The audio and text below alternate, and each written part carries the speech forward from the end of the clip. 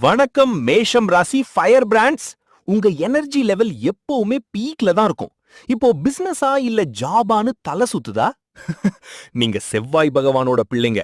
அதனால commanding power உங்ககிட்ட பிறப்பிலேயே நேச்சுரலா இருக்கும். சோ பிசினஸ்னு வந்துட்டா நீங்க தான் மாசு.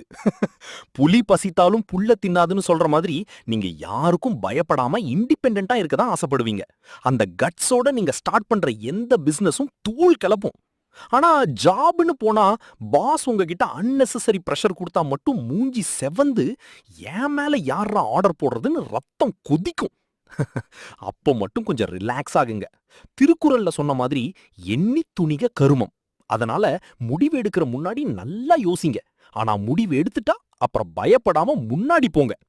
ஜாப்ல மேனேஜ்மெண்ட் லெவல்ஸ்ல இருந்தா உங்க பர்ஃபார்மன்ஸ பார்த்து மத்த ராசிக்காரனுங்கெல்லாம் மிரண்டு போயிருவாங்க.